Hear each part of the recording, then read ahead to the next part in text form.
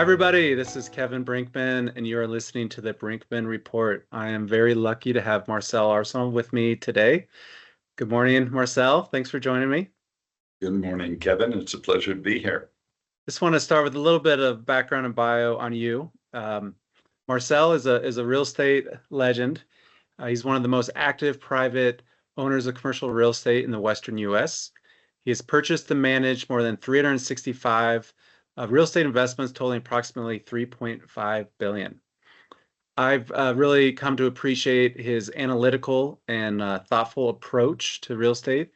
He approaches it from an academic perspective, constantly reading and analyzing the industry better to really understand the story behind the story of real estate cycles. He describes himself as a real estate theorist who lives in the world, and others have picked up on that, and as he's appeared in Inc. magazine, Bloomberg News, and even Time magazine. So I wanted to start from the very beginning, if you would. Tell us a little bit on how you got into real estate. I think there's maybe a pursuit of a PhD and some ice cream and yogurt in the story. Is that right?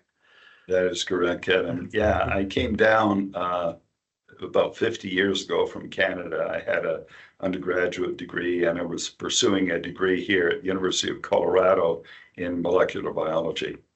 And so I came down for a PhD and spent 4 years here. And in the interim, I had learned on the farms in Prince Edward Island how to make homemade ice cream, and it was extremely good. So one summer I had done pretty well. I had a little money in the stock market, and I decided instead of working in the lab that summer that I'd take a little time off. And a friend of mine encouraged me to start making ice cream, which I did. And the idea was I was going to make this homemade ice cream, and he was going to sell it on the hill in Boulder. And it proved to be very popular. And so we called it Mountain High Ice Cream. And then many years later, we started a yogurt business, Mountain High Yogurt, which you can still get. I bought some in Vancouver a few weeks ago, and it's all over the Western U.S. So I ended up leaving the PhD program. I was ABD, all but dissertation, and then I found the business world far more compelling than the academic world. But I brought to business my sort of academic orientation, how to figure things out. And as it turns out in business, a lot of it, as we know, is problem solving. And so I think because of my academic background, a couple things ended up happening. One of them is I was able to do great formulas on ice cream and yogurt. So our ice cream was extremely good. We used all natural things because they taste better.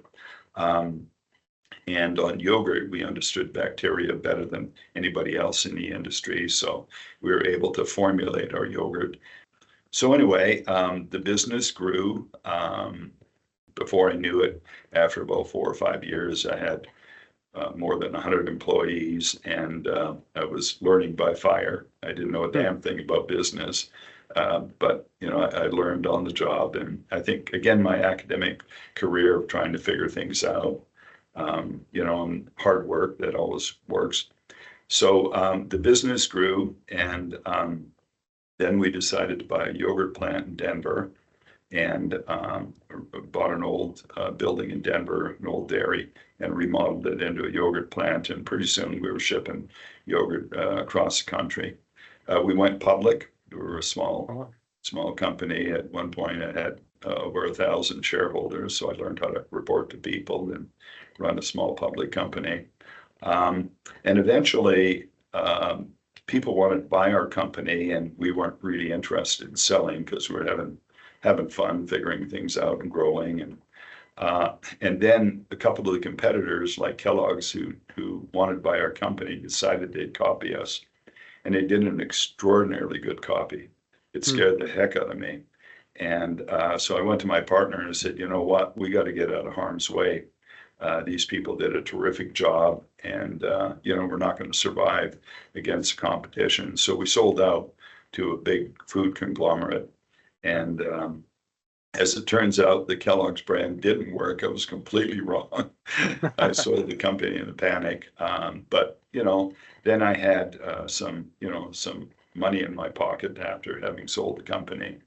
And, I actually went to Europe, a little bit of a novelist, or pretend to be novelist, and went to Europe to work on a book and take early retirement, and then take my money and put it passively into a couple of investments, and one of them was real estate. So I came back from Europe, having finished maybe 3/4 of the book or 2/3, and I started investing in real estate because it's something I had invested in passively. Unfortunately, the time I picked was right before the savings and loan crisis. And so real estate crashed, and I owned, a fair amount of buildings, and they started going empty because there was a big recession, an oil and bust recession in Colorado, and construction recession. And, it was pretty good. Times were pretty brutal. And so I had to work and figure things out, which, I know how to work hard and I know how to figure things out. So I ended up turning a catastrophe into a real opportunity. It was a savings and loan crisis. And I figured out how to buy buildings cheap and to fill them up pretty fast. And that's the key to real estate. You got to have a cash flow. And I think having run a manufacturing business and being responsible for a big payroll made me a little unique in real estate. Kevin, I know you have a background in construction, and so you know what it's like to run big crews and to manage things. I think a lot of people in real estate really don't understand how to manage businesses, people, and cash flows, because real estate is mostly about big assets that cost a lot of money. And so there's a lot of inherent speculation or passive investment. But real estate doesn't have to be a passive investment. It can be an active investment. And if you really want to do well, you should not just manage the financial, you should manage the operational aspect of business. In other words, if you run a hotel, you should run it extremely well, good service, keep your costs low, keep your customers happy, get more and more customers. And so if you run an office building or an apartment building, it's the same thing. Yeah. And frankly, I think that's been a big part of my success. I was surrounded by people that knew more about real estate than I did, but they didn't know how to run a business. Yeah. Since I had, built and run a business, I had a competitive edge. I could make the cash flows work better. And in difficult times, that's what you need. Mm-hmm. At the end I of agree. the day, it's cash flow.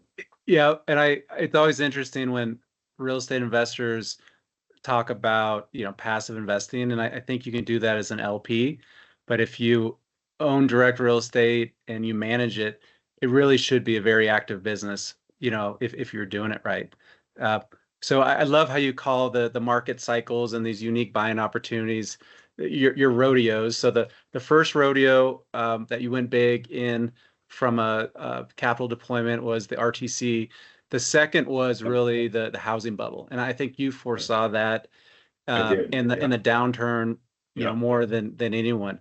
Would you talk to us a little bit on the story there? Right. Well, to frame it a little bit, during the savings and loan crisis, I was victimized by a crash in the market, and then I figured it out. I like to joke that I learned how to ski an avalanche. I was stupid enough to get on an avalanche slope, but I managed to survive and actually learned how to really manage things when things are tough. Again, hard work, being creative and committed, and knowing how to manage things helps. But I didn't want to experience that again. I didn't want to, be on an avalanche and have it victimize me, because it can put you under. As we know, avalanches are dangerous, and real estate's a pretty dangerous business. So I ran a lot of modeling after the RTC.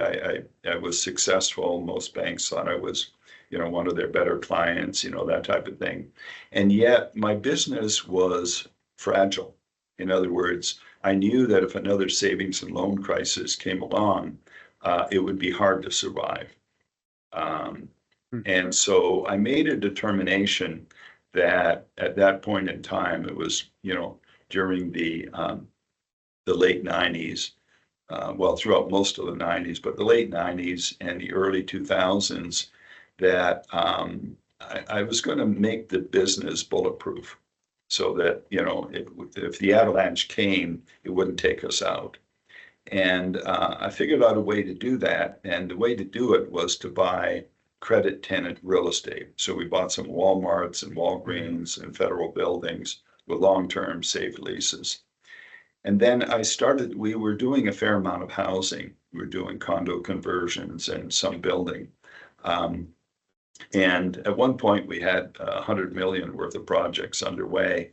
And I began to realize that there was a bubble in housing.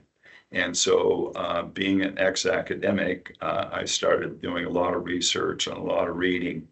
And I went to New York a lot to meet all the big players. I was able to meet Jamie Dimon and George Soros and a whole bunch of people that, that I respect a great deal, and to talk to them about what I was seeing.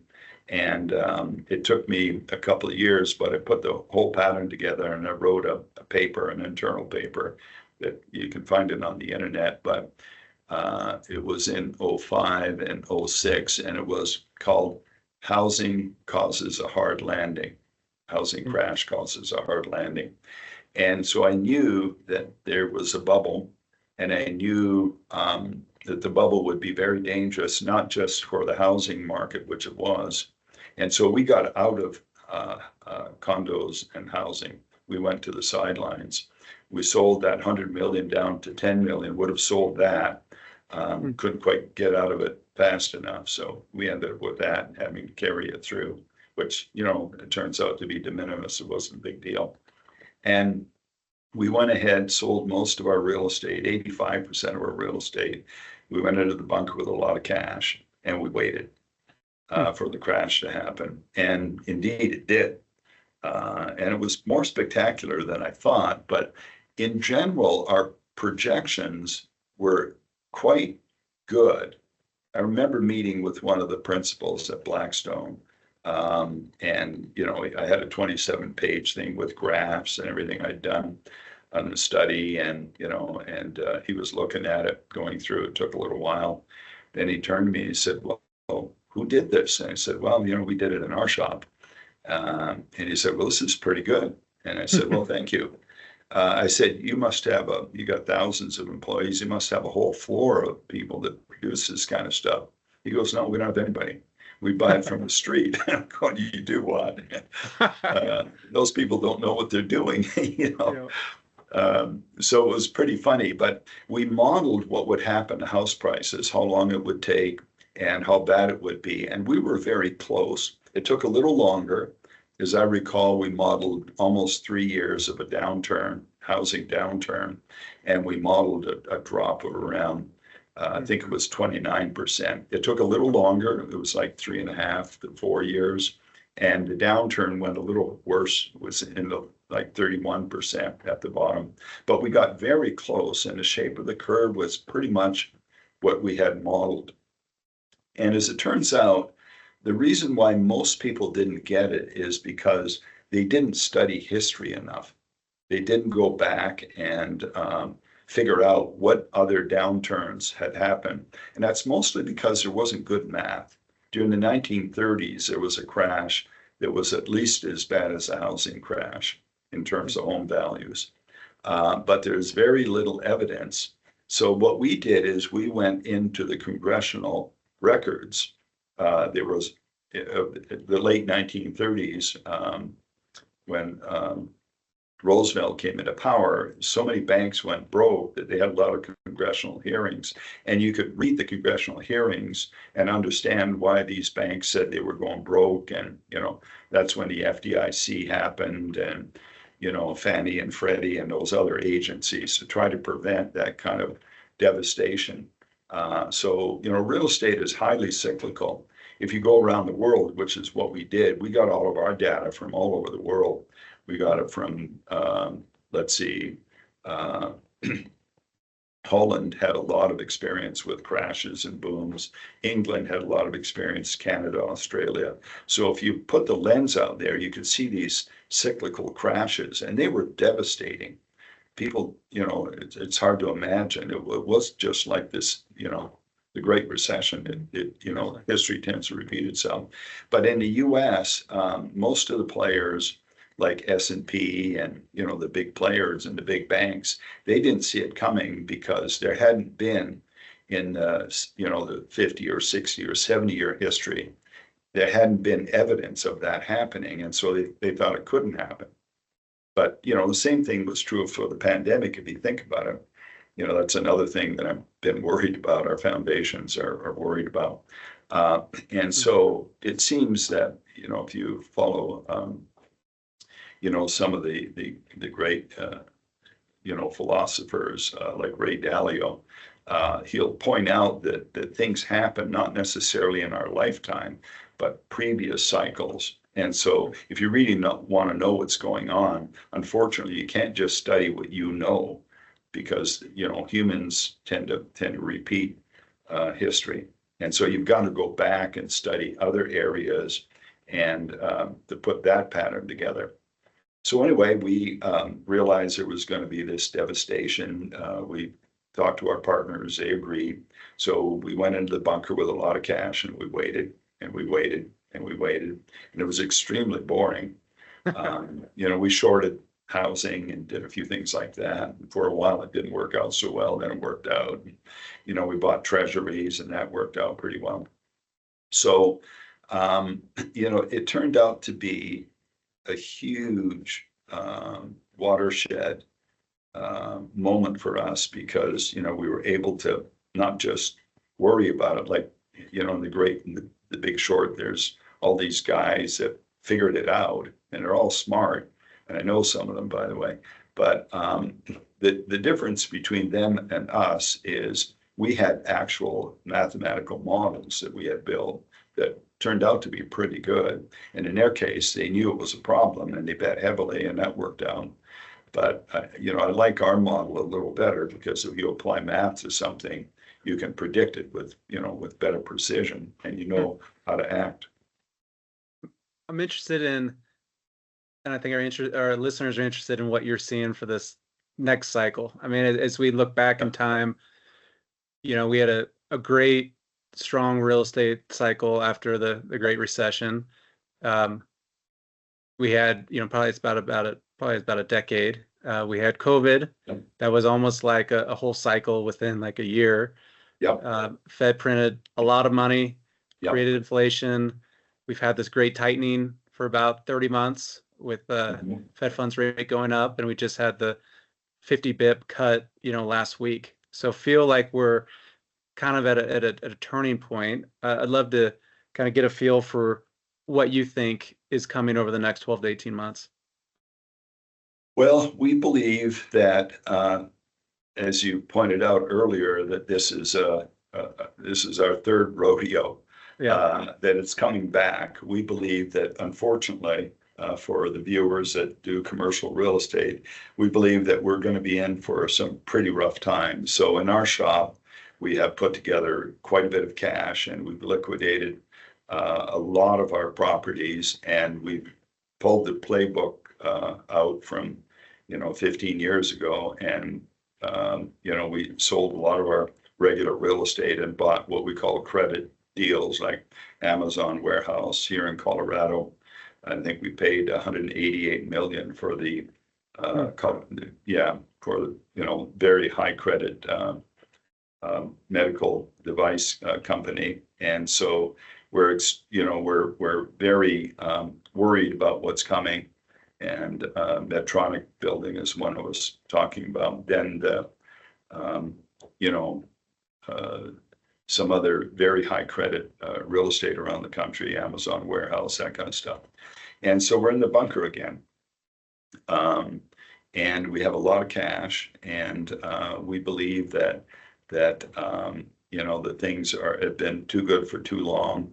And you're right, Kevin, the stimulus that the Fed put in created a bubble within a bubble.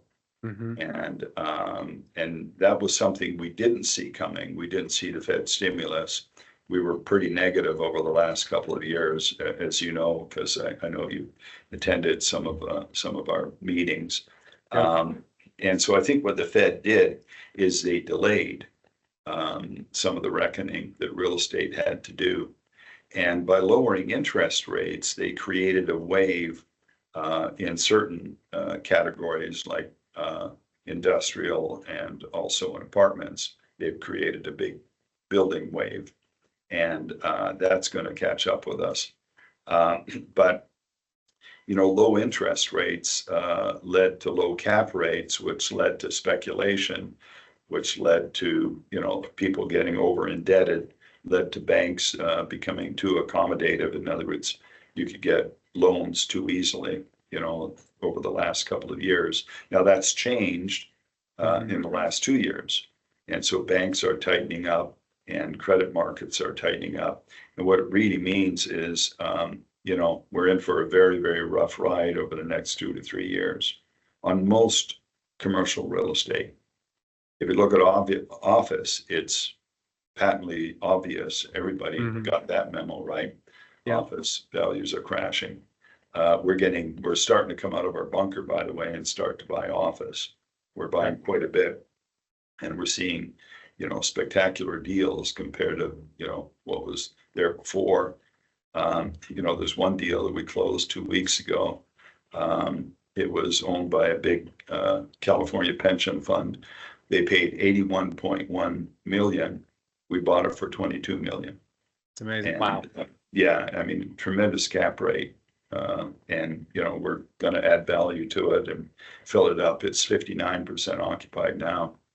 And so we're coming out of the bunker now that the crash is happening in office, and we're starting to buy aggressively. Gotcha. What would you handicap the probability of a U.S. recession over the next 12 to 18 months? Well, we're pretty negative on the U.S. economy too, partly because of all the losses that commercial real estate and the banks are going to take. And by the way, we tend to be negative. I call too many recessions that don't happen. So for your viewers, they may not want to take this as gospel. They might want to take it as conservative old guy that doesn't want to get his head kicked in. So, because I know what that feels like. And, but to answer your question, we believe that there's about a 35% chance of a soft landing, Okay. and about a 60% chance of a hard landing. In other words, a recession that's not too bad, but still pretty damn painful. Unemployment maybe close to 6 or 7%. It's not like the Great Recession where it got close to 10.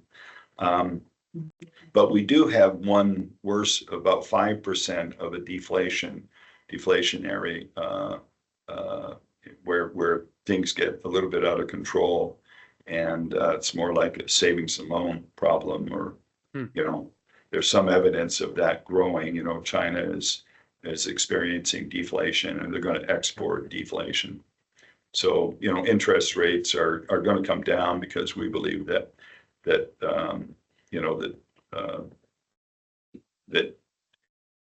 inflation has been, in fact, conquered. The last man standing on inflation is homeowners equivalent rent or apartments. And as you know, Kevin, you're in the business, apartment rents are softening. And if you look at home prices, they're dead flat over the last 4 or 5 months. And that hasn't gone into the inflation numbers. There's about a 6 to 9 month lag. So inflation's been cured, and so the Fed will be able to lower interest rates. That's clear to us, and that'll be good. It's a little bit of good news, but unfortunately, it's too late. Yeah. It's not the cost of money that kills our industry, it's the lack of money. So in other words, you could pay 10%, survive, but if you can't get money, you can't survive. And so, I'm afraid that for our industry, that it's in for a very rough ride for the next 2 to 3 years. Yeah, I think you're one of the unique people that is set up to be able to buy office right now. I think most buyers, if they went into a bank and asked for a, an office loan, they're just not going to get it. And I think that's going to be one of the big challenges in both those scenarios. Say it is a soft landing or the more milder recession. What do you think the Fed funds rate goes down to in those two situations? Well, we've just run our models on that, updated our models. Um, in a soft landing, it doesn't go down much more, maybe 3.5, the 10-year, three Yeah. and a half, 3.7, and SOFR go down to the threes. In a hard landing, it goes into the 10-year goes into the twos, Okay. and the SOFR probably goes to one something. And because the Fed will have to react and try to stimulate the economy. And in the worst scenario, you can actually get deflation, and the 10-year will go to 1.5 or something like that. Well, And good. SOFR will go back to zero because they got to do what they can to try to get it. So, there's various scenarios. The thing that we're watching, we think that our inflation number, we've been pretty good on inflation, predicting it, by the way. So our numbers are, we do a lot of analysis. There's three of us that do macro work at the company. And our numbers on inflation have been pretty good. Our numbers on unemployment have not been that good. We predicted that unemployment would be climbing, and it's climbing more slowly and with much more of a lag. But we think that most employers have been hoarding staff, Yeah. and most of us are nervous about keeping our good people. And so the cuts haven't happened. But the thing to watch is unemployment.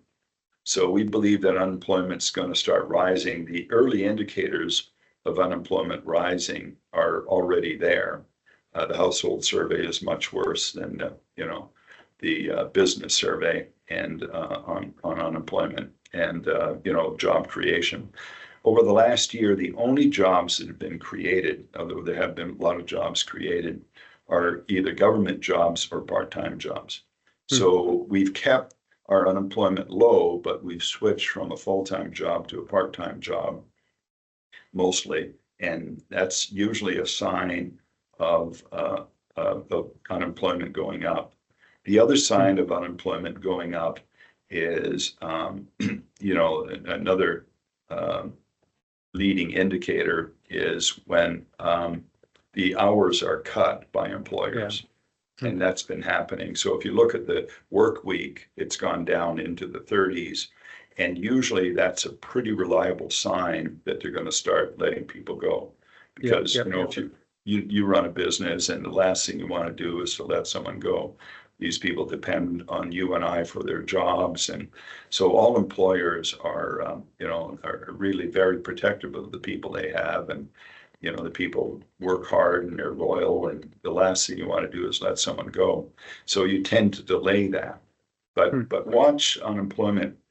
If it ticks up, as you probably know, the SOM rule has been violated, which is, 0.5 point increase in unemployment. And that's usually a very, very reliable indicator of a recession. So there's a lot of things in the unemployment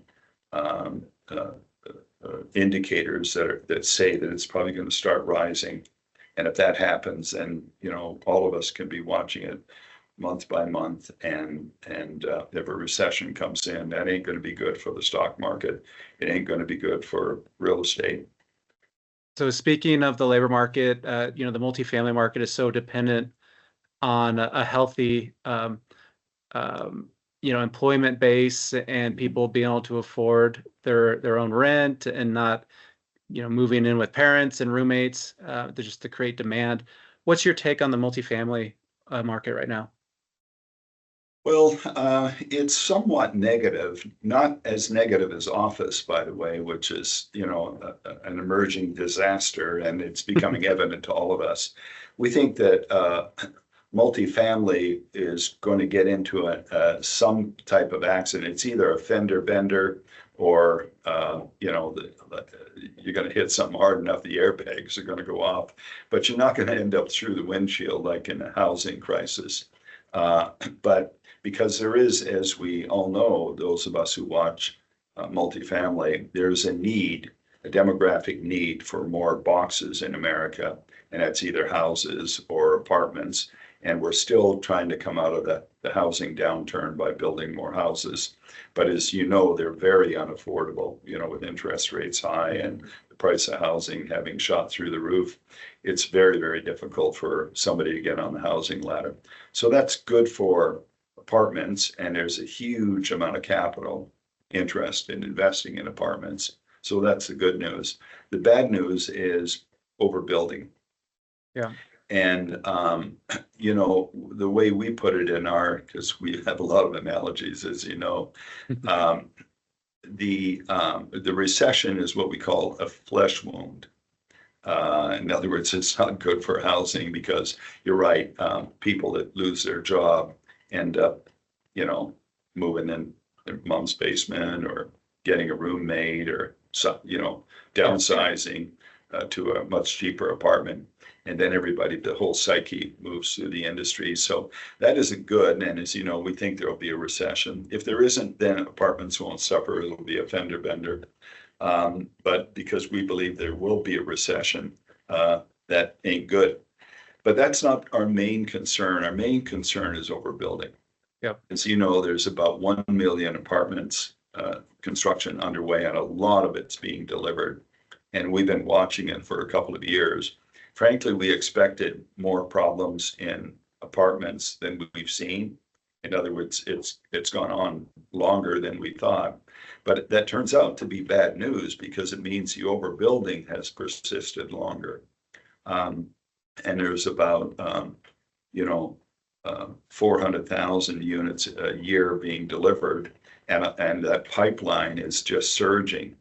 And you can see it pretty much everywhere you go. There's cranes and a lot of building, and that it's starting to fall off a lot. Yeah. Because the cost of materials, the cost of labor, everything else is very high, and rents have not been going up. Lately, rents have been stalling and coming down a little bit. I believe in the last 6 months, it's come down about 1.5% nationally, rents. But of course, as you know, Kevin, the expenses have been going up, taxes, utilities, insurance is way up. And so, apartment landlord is getting squeezed a little bit. So we think that that'll accelerate. And we think that over the next year, you're going to start seeing the value of apartments going down. And so that's one of our big mandates is to buy apartments, but to wait. Right now, the game on is office. We're buying office for, as I was saying, very, very deep discounts. And we know how to restore value in office. We call it leasing wars. Mm-hmm. And so, our competitors, they're out of bullets and we're not out of bullets. And so, so you can afford the tenant finish and the commissions and providing the space that others can't. Yeah, exactly. Yeah. The big guys are, they're slow and dumb because they're big, right? Yeah. And so, you can outcompete those pretty well. And the small guys are out of juice. And so, we think that, we'll be able to be able to take buildings that haven't worked very well because, it's been in stress since COVID, and take those and use our great capital base to restore value, and to take those deals that we're buying very, very cheap and make them cash flow. And then and as you know, we have access to lenders too. We work with about 30 lenders around the country, and I've done over 500 commercial mortgages, and I've never defaulted or never even been a day late on a bank loan on those 500 deals. So my credit is impeccable. We have a fortress balance sheet, a lot of cash, and so we're able to get loans to do office. But to answer your question on apartments, that's the next the next story in the rodeo. And as you we were primarily a developer for almost a decade, and hearing a lot of kind of the analysis that you've done, and just seeing that we're getting late in the cycle, we've really pivoted to 100% acquisitions. And wow. thankfully, we did, where we don't have any development projects right now or construction loans that are out. And we really focused on the kind of the smaller, growing, high barrier to entry markets that didn't have, these larger institutional groups coming in and building thousands and thousands of units. And so it's interesting, some of the smaller markets we're in, there's almost no competition, and they're doing great. But some of the Yep, larger markets, they have bigger, higher density, yep, mid-rise projects that just take years and years to deliver. And that's where we think the opportunities are going to be moving forward. And in these markets that are getting overbuilt and getting a little softer, there'll be some good buying opportunities. That the one thing um, that makes me unsure about how low values will go is just how much capital is out there. And agreed. Yep, just a couple of things I think about are like the stock market's at all-time high. I was reading that it's been up 39% from October 2023. The S&P alone is added 13 trillion. That's 58 billion in market cap right. every trading day for 224 trading days. Yep, Money market accounts, historically trend lines maybe 3 trillion, they're up to like 6.5 trillion. And even gold is at a all-time market high. So yep. you do have all these assets that you could liquidate, that could Yep. get off the sideline to get into real estate. What do you And so the main question I always have is, are there going to be more deals out there, or more money? What's your take on that, specifically for multifamily? Well, for multifamily, there's clearly going to be more deals. So in other words, if you had a construction loan, and you know this better than me, well, first of all, congratulations. Your pivot was, you have done a great job for yourself and your investors, um, because it takes a lot of effort and courage to change your strategy, because you have a lot of people, there's a lot of inertia in life. A lot of people are dependent on you doing the strategy you've always done. But I think it's very admirable, and your investors are lucky to have you, because Appreciate that. you're not just out there harvesting money and throwing it in deals and see what happens. You're really taking a very responsible and very conservative point of view. So congratulations. Thank you. And that will benefit you in the long run. Um, so I think that the construction costs are way too high. That's one of the problems. And so what the government did is, as we talked about a few minutes ago, they put a monetary bubble into a bubble. And so it's, some people have called it the everything bubble. And it applies to apartments, houses, stock market. The thing about bubbles is that they're all correlated. If everything's in a bubble, there's nothing that says that 50 trillion dollars in the stock market has to stay 50 trillion. That's Yep. because we think it is. The minute we think it isn't, it could be 30 trillion. Yep. And Yep. so, that what that really means is 20 trillion walked from the market. Hmm. And that's, I mean, it's there, but it's not there Yep. because, Yep. money is a collective conspiracy. When we decide there's a lot of it, there's a lot of it. When we decide there isn't, there isn't.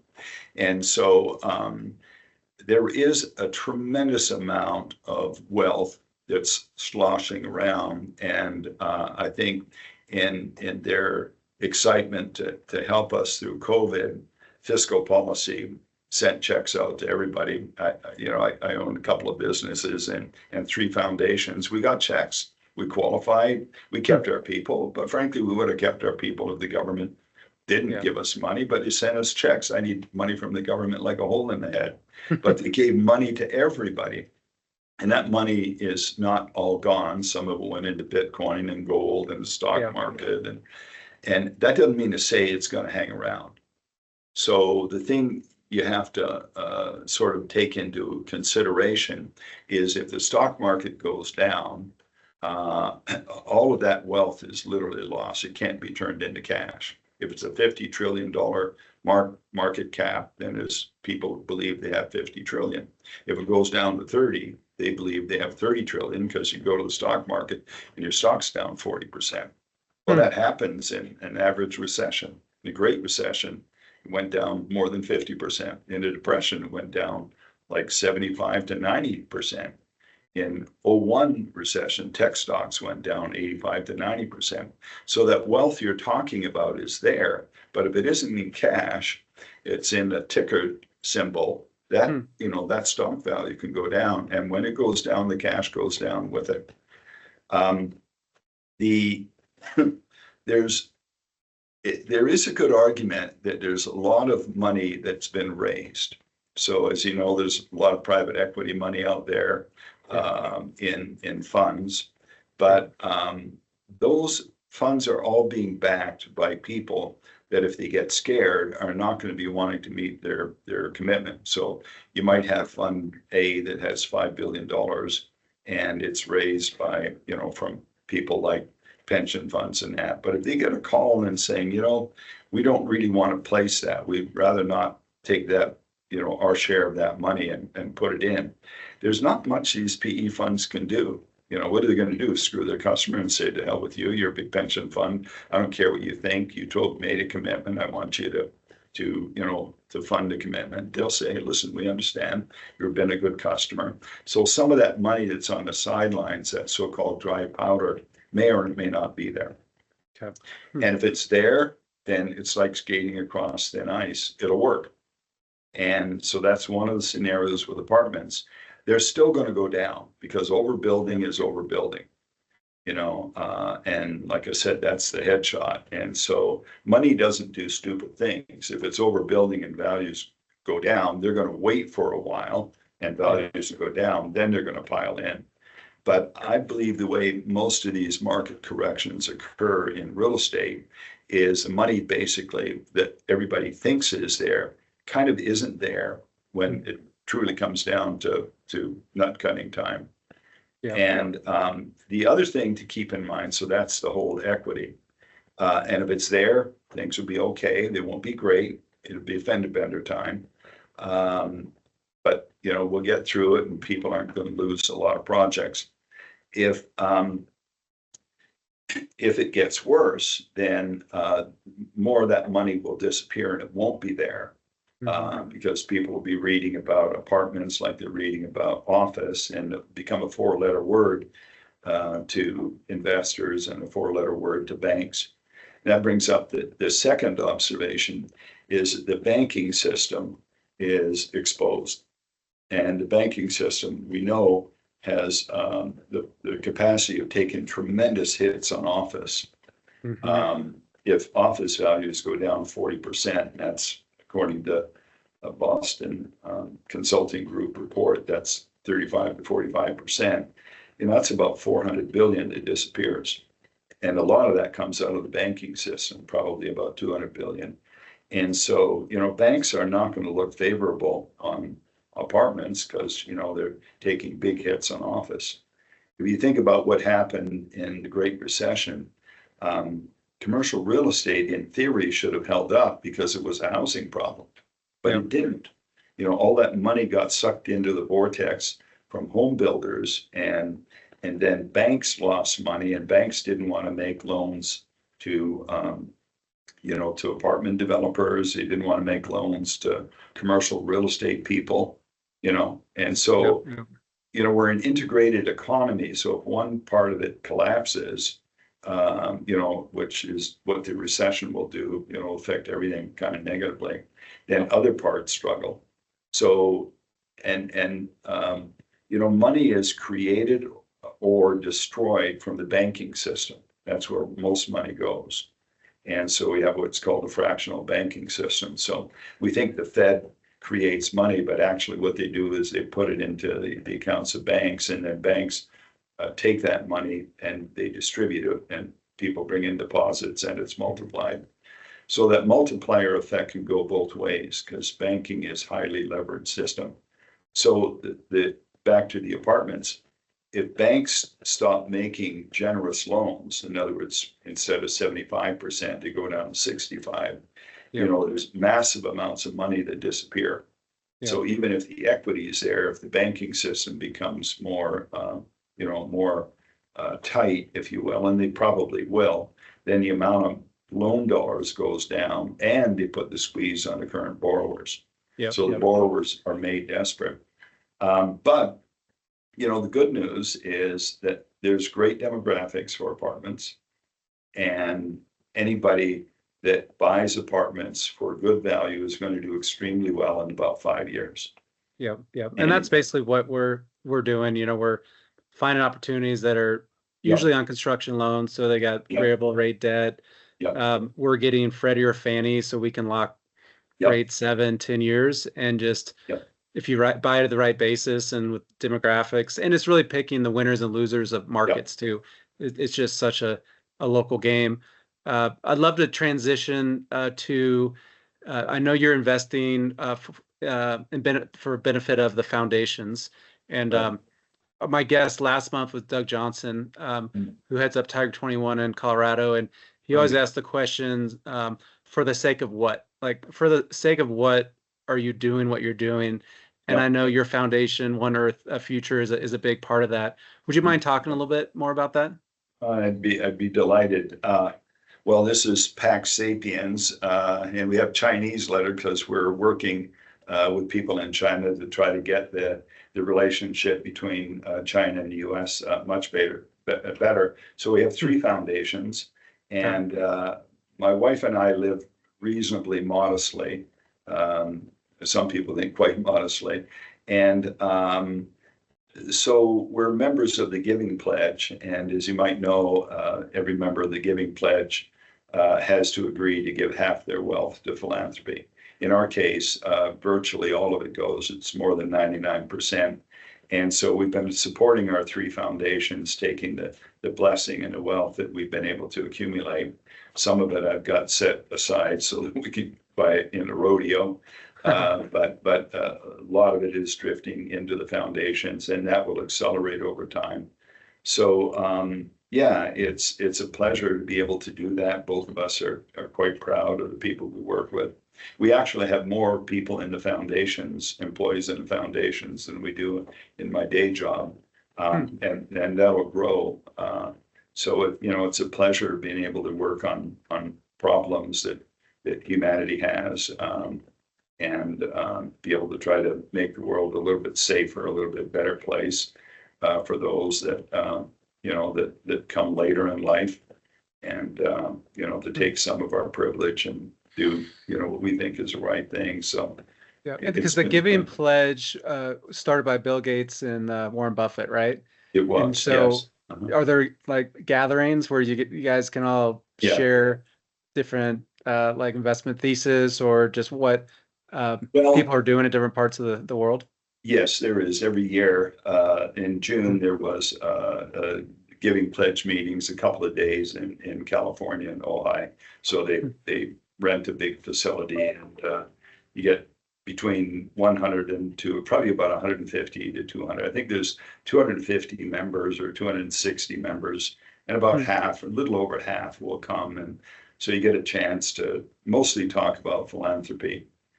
So you get to meet people that are really super smart. I mean, Bill Gates is probably one of the smartest people I've ever met in my life.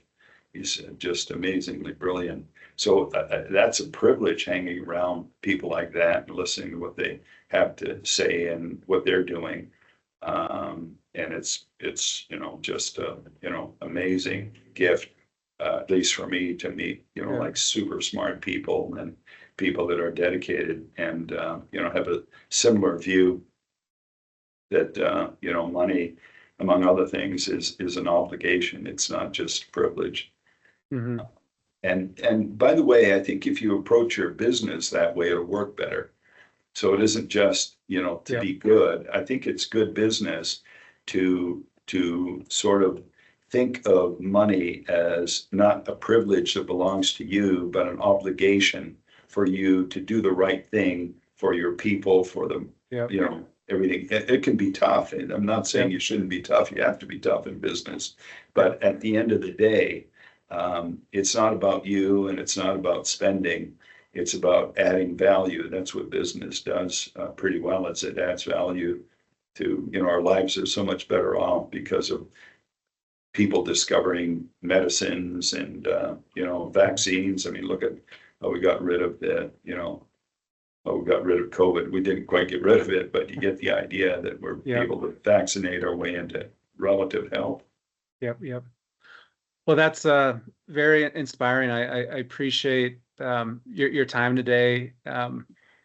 You know, your story has definitely inspired me. You know, we became a B Corp on the real estate side, is Oh, wow. and you really took on the mission of, you know, using business as a force for good, and then Wow. also using that as a economic engine to do kind of our mission work, which is One Canopy, which is a reforestation company. We think the first one in the Rocky Mountains, where we Wow. grow seedling trees and plant them after wildfire and beetle kill. So Yeah. I appreciate your time today. We'll leave some Thanks. your information on the meeting notes, so if anyone wants to reach out to you or get more information, they can. So thank you so much for being on, and we'll see everyone next month. Thanks for joining. Thanks, Kevin. Really appreciate it. Thanks a Yeah, lot. thank you. Greatly Okay. appreciate it. See you, Marcel. Bye-bye. All right. Bye-bye.